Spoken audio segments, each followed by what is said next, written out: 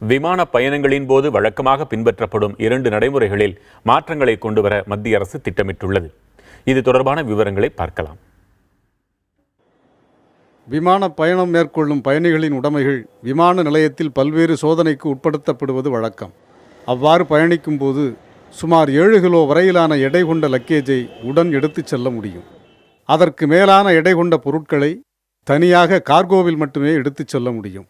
அவ்வாறு கையில் எடுத்துச் செல்லக்கூடிய கைப்பை மற்றும் அவற்றில் உள்ள பொருட்கள் விமான நிலையத்தில் உள்ள ஸ்கேனரில் பரிசோதிக்கப்பட்டு அதன் அடையாளமாக கைப்பையில் டேக் பொருத்தும் நடைமுறை உள்ளது.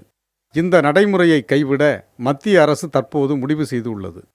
பிரயாணம் செய்யும் போது பல நேரங்களிலே அதை டேக்கில் முத்திரை குத்தும் போது சில தாமதமாகி விடுகிறது. பயணிகள் அதனால் விமானத்தில் ஏறும்போது பல பிரச்சனைகளை சந்தித்தார்கள். இப்பொழுது மத்திய அரசு இதை விலக்கி இருப்பது எங்களை போன்ற பிரயாணிகளுக்கு மிக சௌகரியமான ஒன்றாக இருக்கிறது. இந்த திட்டம் முதற்கட்டமாக டெல்லி, சென்னை, கொல்கத்தா, ஹைதராபாத், பெங்களூர் விமான நிலையங்களில் சோதனை அடிப்படையில் அறிமுகப்படுத்தப்பட உள்ளது. டேக் போடுறதுங்கிறது செக்கிங்கிறது ரொம்ப டைம் ஆகுது. எந்த ஏர்போர்ட்டுக்கு போனாலும் ரொம்ப லேட் ஆகுது. டேக் போடுறதுக்குன்னு ஒரு திருப்பம், அப்புறம் டிக்கெட் செக் பண்ணுறதுக்குன்னு ஒரு திருப்பம், அப்புறம் திரும்பி ஸ்கேனிங் ஒரு திருப்பம், ஒன்று தனித்தனியாக பண்ணுறது லேட் ஆகுது. அது இல்லாமல் ஒரே இதாக வச்சாங்கன்னா நல்லது தான். அதே போன்று மின்னணு முறையிலான போர்டிங் பாஸ் என்று அழைக்கப்படும் பயண அனுமதி சீட்டுகள் வழங்கவும் முடிவு செய்யப்பட்டுள்ளது. இதன்படி மின்னணு பயண அனுமதி சீட்டு பயணிகளின் மொபைல் போனுக்கு அனுப்பி வைக்கப்படும். விமான நிலையத்தில் பயணிகள் மொபைல் போனில் வந்துள்ள மின்னணு பயண அனுமதி சீட்டை காட்டினால் மட்டும் போதும். விமான நிலைய அதிகாரிகள் அதனை ஸ்கேன் செய்த பிறகு பயணம் செய்ய அனுமதிக்கப்படுவர்.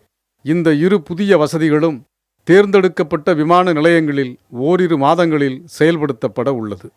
இணையதளம் மற்றும் எலக்ட்ரானிக் பயன்பாட்டினை அதிகரிக்கும் முயற்சியை தொடர்ந்து மத்திய அரசானது மேற்கொண்டு வருகின்றது. அதன் ஒரு பகுதியாகத்தான் தற்பொழுது விமானத்துறையிலும் இந்த புதிய யுக்திகளானது தற்பொழுது தொடங்கவிருக்கின்றார்கள். இது வெற்றியடையும் பட்சத்தில் அடுத்தடுத்த தளங்களுக்கு, அடுத்தடுத்த துறைகளுக்கும் இந்த புதிய யுக்திகளை அவர்கள் மாற்றியமைக்கவிருக்கின்றார்கள். தலைநகர் டெல்லியிலிருந்து புதிய தலைமுறைக்காக ஒளிப்பதிவாளர் ஜெரின் சாம்வேலுடன் நிரஞ்சன்.